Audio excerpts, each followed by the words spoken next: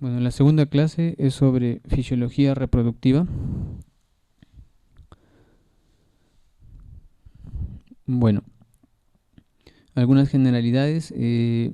Tiene que ver el sistema nervioso central, órganos periféricos, las gónadas, el ovario y el útero.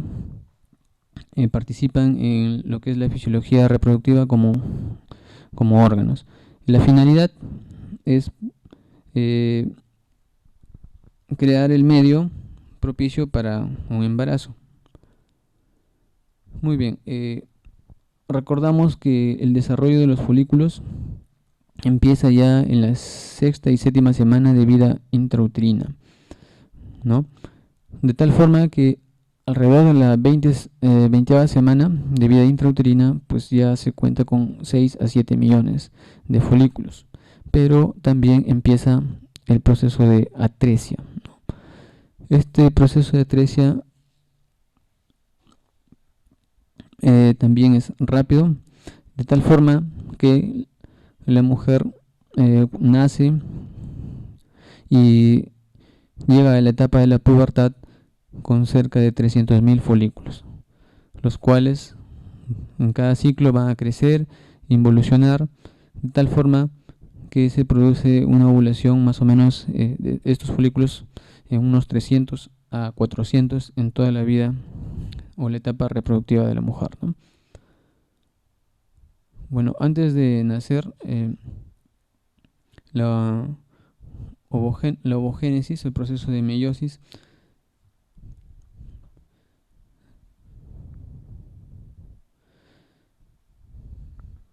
y después de la pubertad nuevamente se reinicia el proceso de la división celular, ¿no? Hasta formar los cromosomas con 23, el óvulo con 23 cromosomas.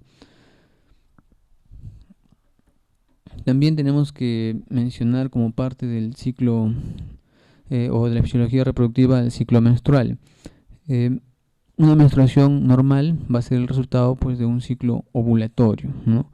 Si se forma un óvulo, significa que todas las hormonas que han participado en este proceso pues están íntegras y están en forma coordinada y se produce un ciclo menstrual normal.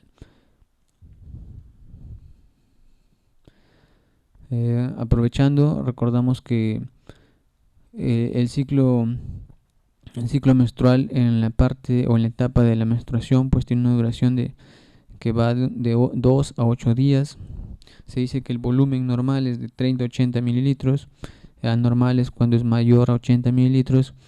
El ciclo promedio dura 28 días, más o menos 7 días, 21, es decir, 21 a 35 días. Pues este ciclo depende, como había mencionado, del hipotálamo, hipófisis y los ovarios.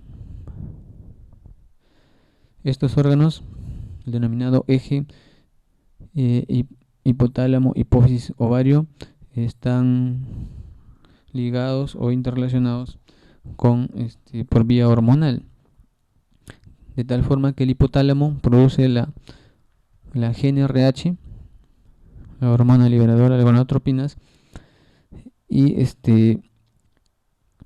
va a llegar a la hipófisis anterior, y se va a producir la formación y liberación de la hormona luteinizante y la hormona folículo estimulante, los cuales van a llegar al ovario y van a producir la ovulación.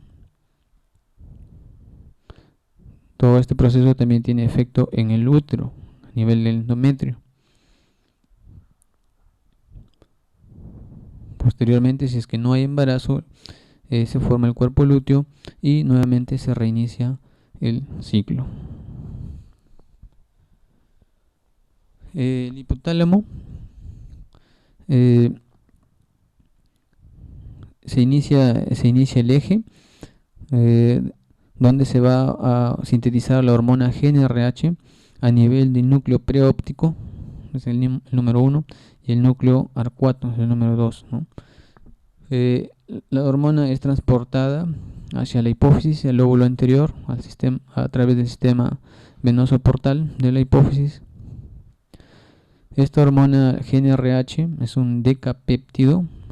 Se dice que tiene una vida media de 3 minutos y es liberada en pulsos de 90 a 120 minutos.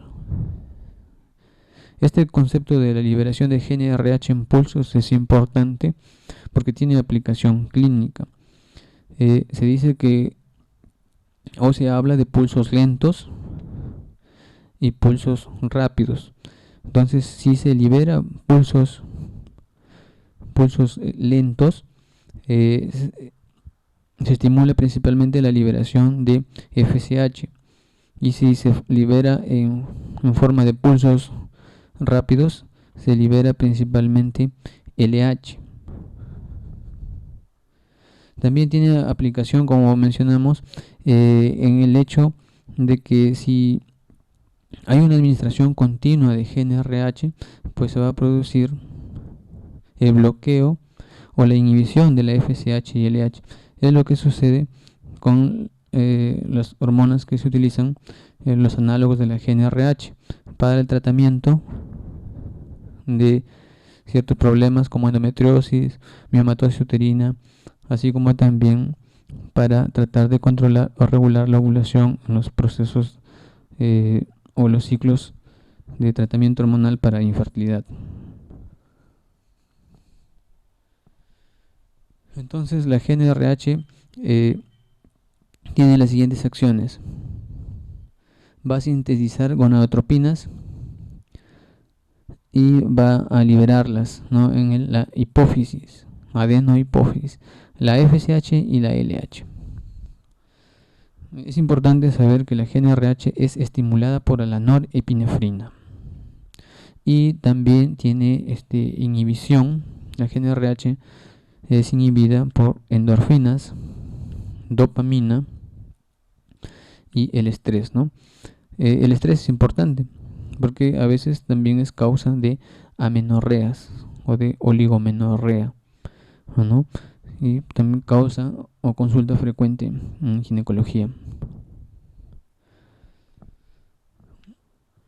Muy bien, en la hipófisis anterior es donde se produce la FSH y la LH, es donde se libera, ¿no?, la FSH y la LH. También, bueno, aprovechando la lámina, la hipófisis posterior, hay dos hormonas que son producidas a ese nivel, la hormona antidiurética y la hormona oxitocina, que también es punto de estudio en la parte obstétrica. Las acciones de las gonadotropinas sobre el ovario. Una vez en el ovario, la FSH, la hormona folículo estimulante, se encarga del reclutamiento folicular, es decir, va a producir el reclutamiento de unos 5 a 7 folículos por ciclo. Selección del folículo dominante.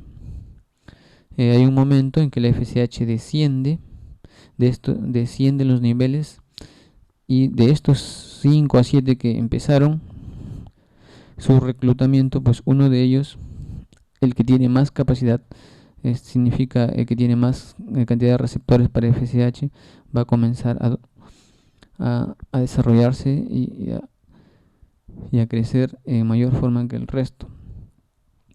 Tiene que ver con el crecimiento y la modulación folicular. Estimula la producción de estrógenos por células de la granulosa. Es decir, la FSH tiene receptores principalmente en las células de la granulosa para formar estrógenos, ¿no? Tiene un efecto de aromatasa positivo, o sea, aumenta la transcripción del gen de la aromatasa. Estimula formación de receptores de FSH y LH. Estimula producción de inhibina. Ahora, la LH tiene que ver con la maduración final del ovocito. Determina la lisis del folículo, desencadena la ovulación. Unas de 12 a 36 horas antes de que se produzca la ovulación es porque se ha producido un pico de LH, o sea, la liberación en pico de LH. Formación y manutención del cuerpo lúteo. estimula la producción de andrógenos por la célula de la teca, testosterona y androstenediona, ¿no? Entonces, FSH tiene que ver con estrógenos, células de la granulosa, y LH, formación de andrógenos y células de la teca. El ovario. El ovario se encarga de la síntesis y excreción de hormonas esteroideas, estrógenos y andrógenos a nivel de la teca, los cuales sirven de sustrato para elaborar progesterona. Las hormonas peptídicas, tenemos inhibina y activina, y factores de crecimiento, como factor de crecimiento insulínico tipo 1 y otros tipos de factores. Vamos a ver algunas de las funciones de los estrógenos. Los estrógenos biológicos hay tres principalmente, ¿no? Estradiol, estrona y estriol. De estos tres, el estradiol es el que tiene mayor poder biológico como tal, ¿no? Funciones: desarrollo y mantenimiento de caracteres sexuales y órganos reproductores. Tiene que ver con el mantenimiento del control electrolítico. Aumentan anabolismo de proteínas. Los estrógenos participan como feedback negativo en la secreción de FSH. Efecto local sobre el folículo seleccionado. Niveles bajos de estrógenos como feedback negativo en la secreción de LH. Niveles altos de estrógenos, estamos hablando de 200 picogramos por mililitro, feedback positivo en la secreción de LH.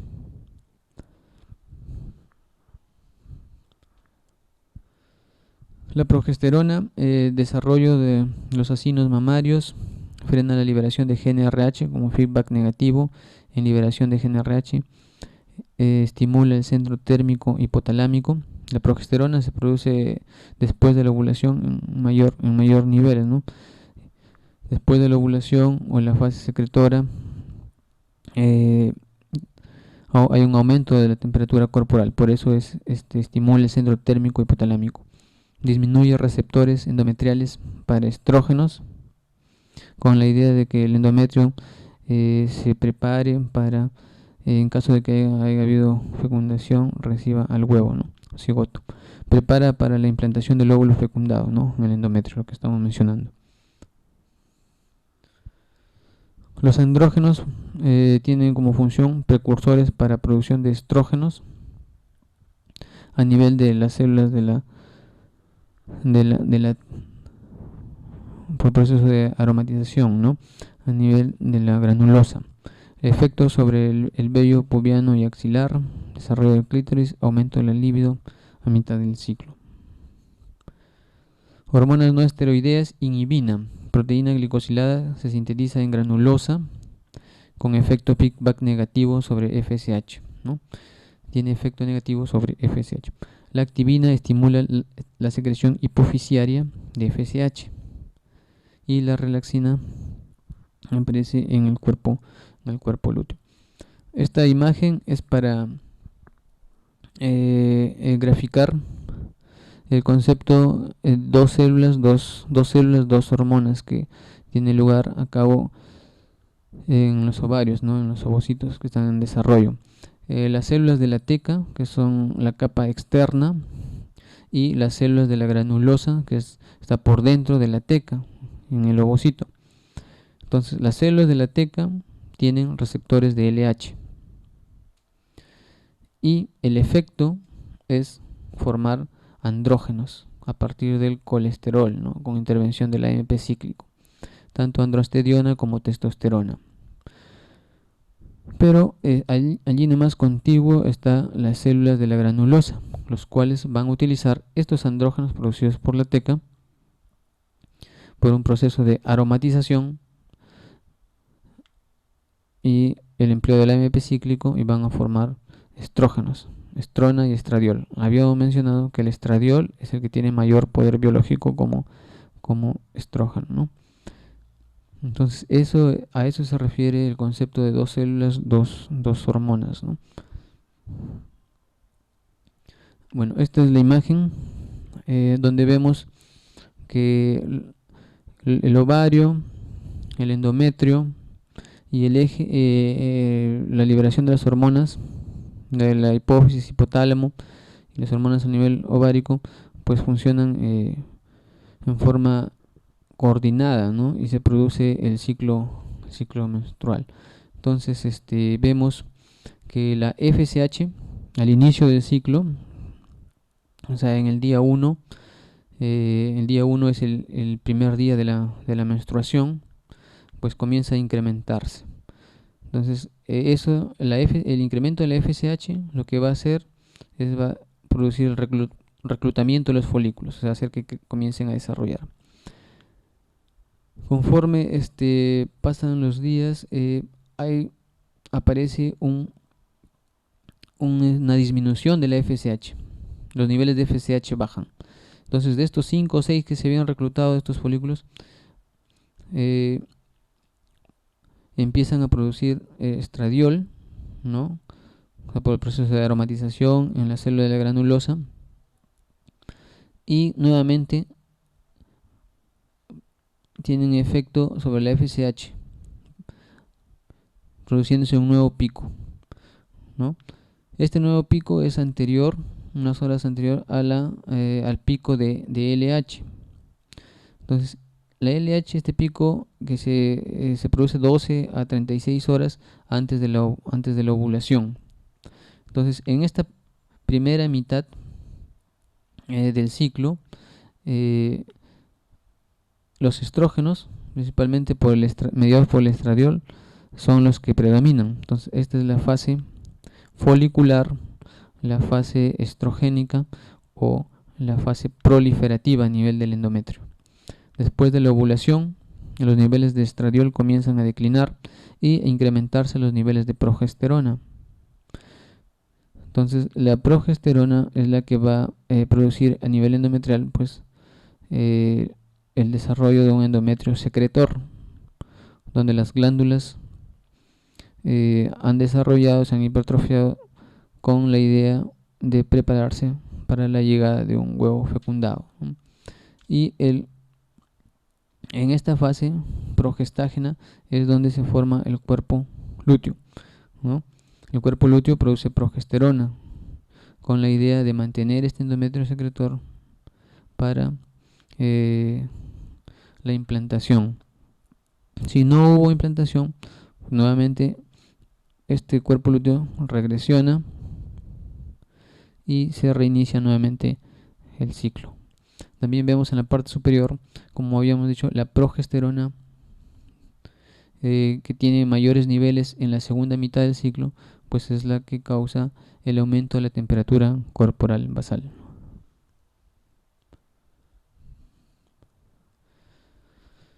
Entonces, en el ciclo sexual, el ciclo ovárico, hay una fase folicular,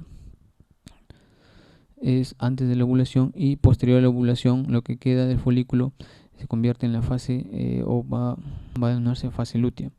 Y en el ciclo endometrial hay una fase proliferativa y una fase secretora. El ciclo ovárico se divide en dos fases separadas por la ovulación, ¿no? La fase folicular y lútea, o estrogénica y progestativa, o hipotérmica e hipertérmica, ¿no? Por la progesterona. La fase lútea consta de 14 días, ¿no? Y la fase folicular puede ser variable, de 10 a 16 días. La fase lútea siempre va a ser fija, 14 días, la que tiene menos variación. Y la variabilidad del ciclo va a estar dada principalmente por la fase folicular. Entonces acá vemos el folículo primordial, los folículos preantrales, el folículo antral y un folículo preovulatorio que puede alcanzar los 20 milímetros, ¿no? Promedio. Ya son visibles por ecografía y se puede determinar que está en la etapa ya preovulatoria. Esto de acá se hace seguimiento con ecografía, ¿no? En evaluación o en pacientes que están siendo sometidos a algún procedimiento de infertilidad o de fertilidad. El ciclo ovárico, etapas de crecimiento folicular, ¿no? Folículo primordial inicia, el folículo preantral, folículo antral y el folículo preovulatorio.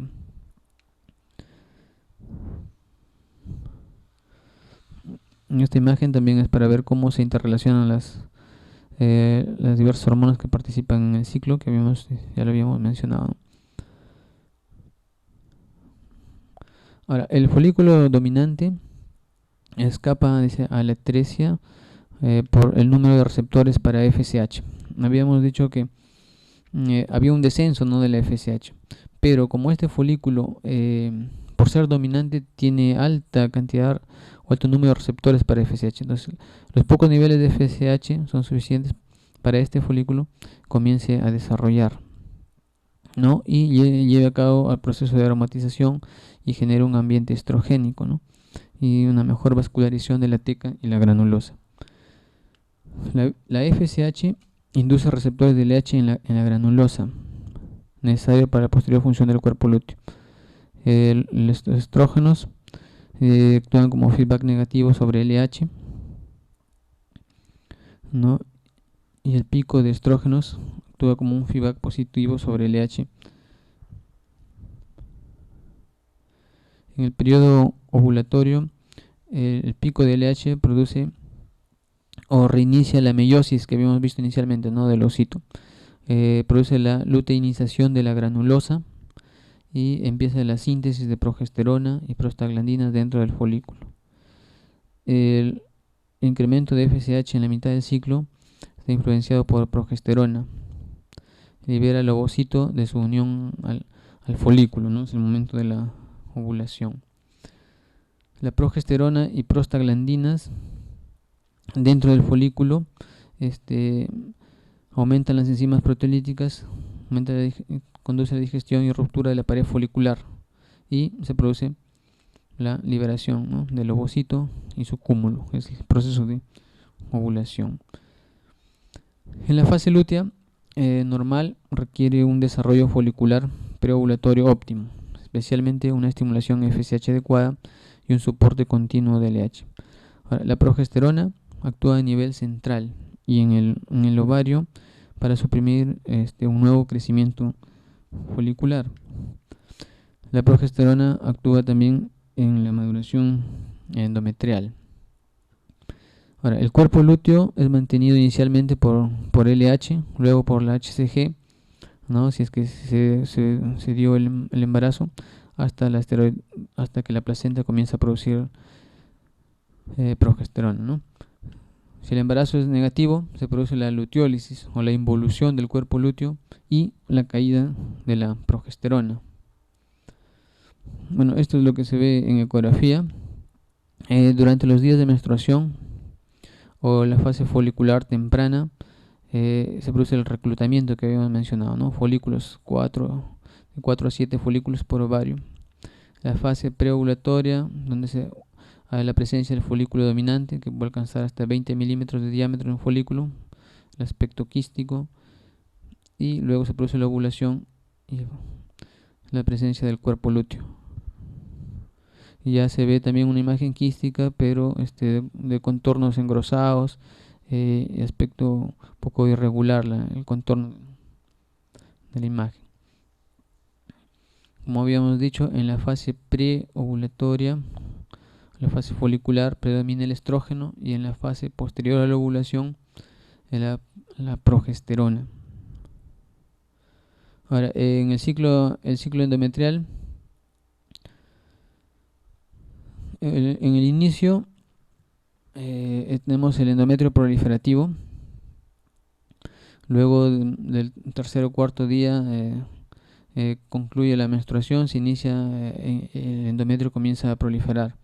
Hay un aumento de grosor, ¿no?, por hiperplasia glandular y aumento de sustancia basal estromática.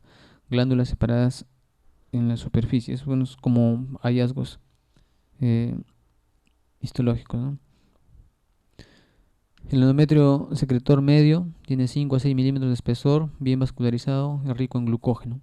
Las glándulas tortuosas con actividad secretora máxima, cambios predesiduales, desarrollo de las arterias espirales, ¿no? Se está preparándose para la implantación. Y esto es como se ve en la ecografía, ¿no? En la parte menstrual o durante la menstruación, el endometrio es delgado, hiperecogénico, promedio de 3 a 5 milímetros. En la parte preovulatoria se ve el endometrio trilaminar, ¿no? Las dos capas del endometrio, tanto la anterior como la posterior, han desarrollado, o sea, por hipertrofia de las glándulas. Y posterior a la ovulación, el endometrio se puede decir que se ha engrosado, puede alcanzar promedio 15 milímetros, es hiperecogénico. Entonces ahí es un endometrio secretor, estamos en la fase lútea. El ciclo cervical, o sea, en el cuello del útero también sufre cambios por efecto hormonal, ¿no? Y estos cambios, sobre todo por la presencia del moco, han dado o es la base para como método anticonceptivo por las características de este moco que se identifican y nos permite establecer más o menos en qué etapa del ciclo se encuentra, ¿no? El moco con acción estrogénica es transparente, cristalizado en forma de lecho, aumenta el volumen acelular y filantes. También es la imagen para ver los cambios hormonales y la relación, ¿no?, del ciclo ovárico, del ciclo endometrial y los niveles de hormonas. Eventos en la tensión lúteo folicular. Si no hay embarazo, la involución del cuerpo lúteo produce un descenso de los niveles circulantes de estradiol, progesterona e inhibina. Al disminuir los estrógenos y progesterona por luteólisis 64 horas previo a la disrupción endometrial, ¿no? La inhibina elimina la inhibición de FSH a nivel hipofisiario. Entonces nuevamente va a incrementarse los niveles de FSH para iniciar el ciclo.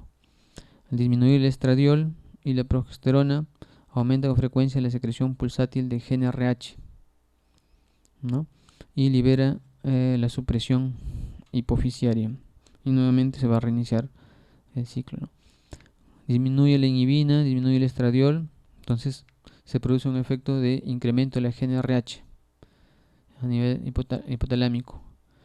Esto va a producir un aumento de la secreción de FSH en hipófisis. El aumento de la secreción de FSH es fundamental en el rescate de la atresia de los folículos de 60 días de desarrollo. O sea, el desarrollo de los folículos tiene mayor duración, ¿no? Entonces, depende de la FSH para que estos niveles altos de FSH se produzca el reclutamiento de estos folículos. O sea, ya estamos nuevamente en el inicio de otro ciclo. Entonces, el reinicio de un nuevo ciclo con la selección del folículo dominante.